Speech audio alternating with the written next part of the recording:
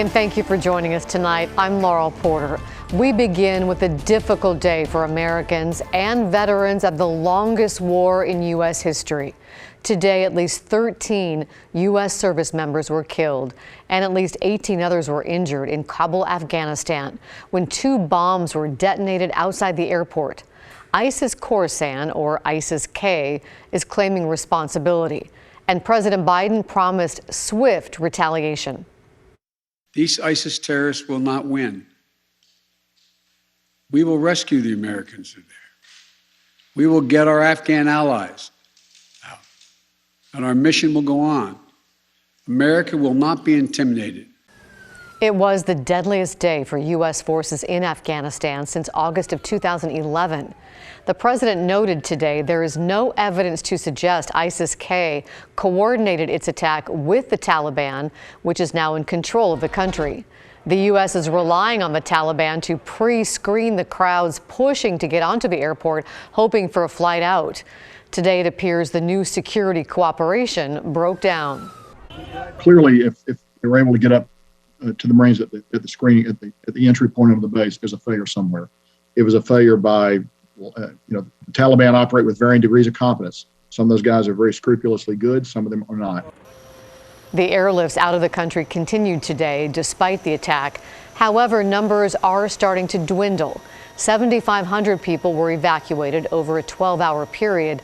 That's compared to 19,000 in a 24-hour period at the start of the week. The news out of Afghanistan is especially difficult and frustrating for veterans. Many disagree with how the U.S. is withdrawing from the country. Catherine Cook spoke with a vet who fought in Afghanistan. He has a message for others who served. We should have had a more solid plan if we were going to exit. Jerry Glessman is a retired command sergeant major with the Oregon Army National Guard. He served in Afghanistan from 2007 to 2008, part of a specialty unit tasked with training Afghans to curb the country's drug trade. He patrolled the Helmand province, survived an IED explosion, and remembers one Taliban attack in particular. About a 4.5 hour firefight ensued, which we prevailed.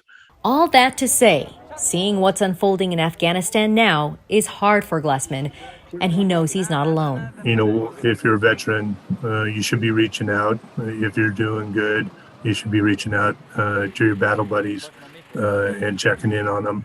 In fact, I just received this afternoon a phone call from the VFW, which was pretty cool. And he had a whole list of folks that he was going to reach out to. Because in the military, we learned that we need to take care of the buddy to the left of us and the buddy to the right of us, just like family. Kelly Fitzpatrick is director of the Oregon Department of Veterans Affairs. Her first concern was how vets might be triggered by the news in Kabul. Not only those who served in Afghanistan, but other wars, like Vietnam. And I would say to those veterans, it's actually a sign of strength to recognize that you have a need for help and then to follow through and reach out for that help. Fitzpatrick hopes that veterans who need help will reach out to any of the multiple resources available to them. Here are 2. The Veterans Crisis Line. That number is 1-800-273-8255. Also, Lines for Life has a military helpline. That number is 888-457-4838.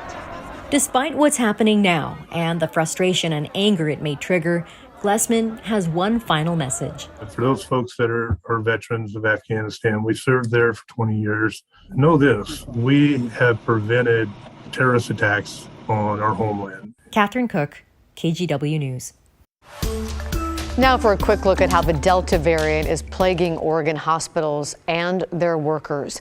Today, the Oregon Health Authority reported 2,057 new and presumptive COVID cases and 9 new deaths. New analysis by OHA shows 88% of COVID positive tests from August 15th through the 21st came from unvaccinated people. The number of hospitalizations continues to rise as well. There are currently 1,085 patients receiving care for COVID, and almost 300 of them are in the ICU. New data also suggests hospitalizations in children 5 and younger are increasing.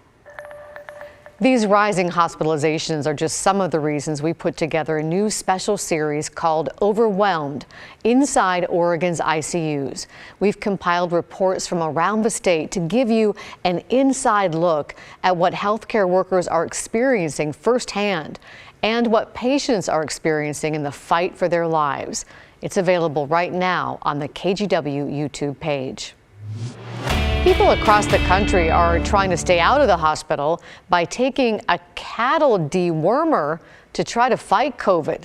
Health officials and now the company that makes ivermectin are warning you not to take the product after misinformation spread that it could treat symptoms.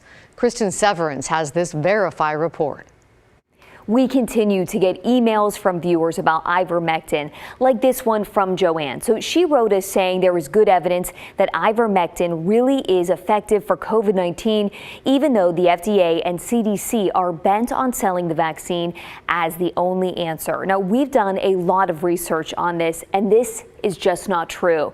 That's according to the Federal Drug Administration, Centers for Disease Control, the World Health Organization, Oregon Health and Science University, and the manufacturer of ivermectin, Merck. They all say that ivermectin should not be taken to treat COVID. Ivermectin is a drug meant to prevent parasites in animals like horses. Ivermectin tablets are approved at very specific doses for people for treating parasitic worms or in a topical form for head lice. The FDA said taking large doses of this drug is dangerous and can cause serious harm. The Oregon Poison Center at OHSU has received 9 calls this month about people intentionally misusing ivermectin. Compare that to only 3 cases of people misusing the drug in all of 2020. Now, several viewers have sent us links to studies like this one, studies and clinical trials as proof that ivermectin works. But again, that's just not true, and here's why. Merck, the manufacturer of ivermectin, said there is no scientific basis for a potential therapeutic effect against COVID-19 from preclinical studies. Merck also said there is, quote, a concerning lack of safety data in the majority of studies. Again, this is coming from Merck, the company that makes the drug.